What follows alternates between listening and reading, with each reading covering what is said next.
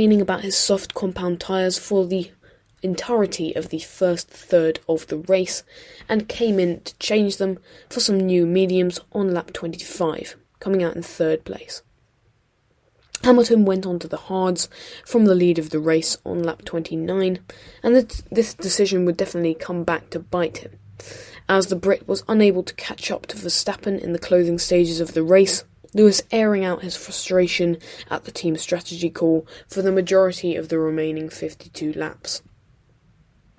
Russell came in for his first stop on lap 34, extending his medium stint in order to have fresher rubber at the end of the Grand Prix, but his team would again select the incorrect hard tyres, which, as always, performed dreadfully for every driver who was forced to use them. He came in again on lap 70, cutting his losses and taking the fastest lap of the Grand Prix.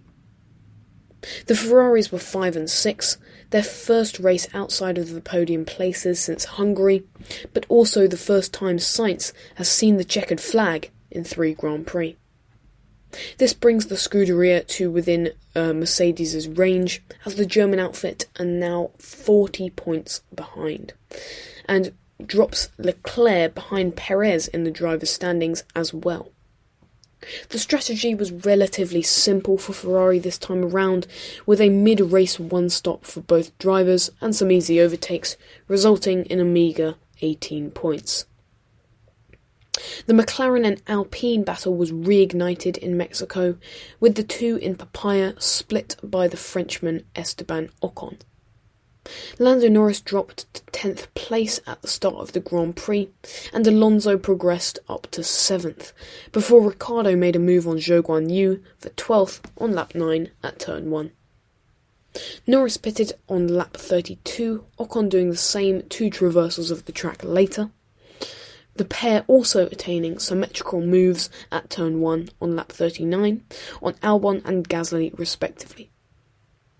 Alonso was the third of the quartet to box on lap 41, but he would be unable to return to the pit lane at the conclusion of the Grand Prix, as he retired with a dramatic engine failure at turn 1 on lap 65, his third DNF in the past 5 races, bringing out the VSC. Ocon passed Bottas for P10 on lap 42, before breezing through Zhou 5 laps later.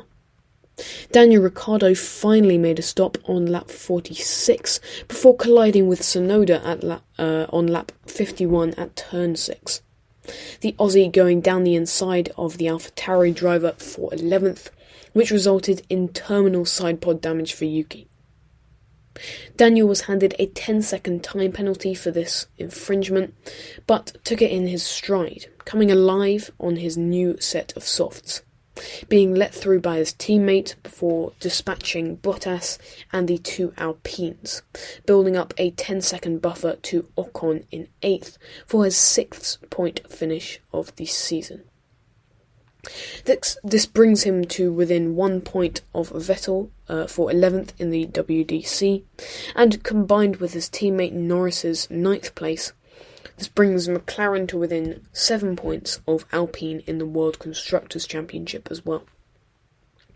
Valtteri Bottas rounded out the top 10, his first point since Canada, and one which may prove crucial in Alfa Romeo's fight with Aston Martin for 6th in the Constructors' Championship.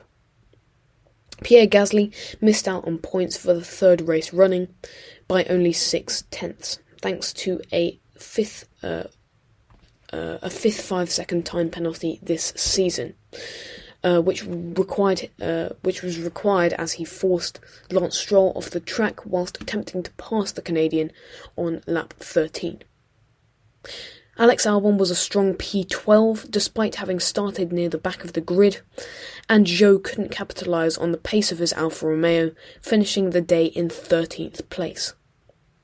The 2 Aston Martins followed, with a magical recovery not on the cards on Sunday, and the Haas cars again finished near the back, with only 2 points from their previous 9 Grand Prix. Nicholas Latifi was, once again, the last of the finishers. Now onto my driver of the race, and it's Daniel Ricciardo. This year has been dire for the Australian driver, but there have been some flashes of brilliance, with P5 at Monza and 6th at his home Grand Prix. And in a race in which only 2 cars retired, and he was forced to shake off a 10-second time penalty, P7 is class. Now for my team of the race, and it's McLaren.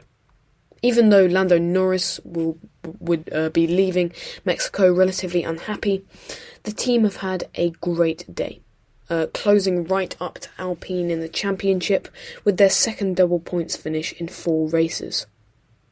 Finally, for my struggle of the race, and it's Charles Leclerc. The Ferrari power units were turned right down this weekend, with neither driver anywhere near challenging for the podium places.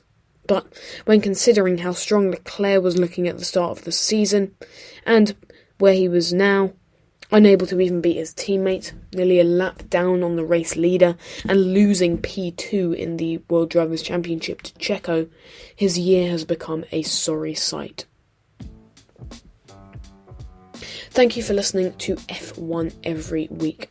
Tune in next week for more F1 news.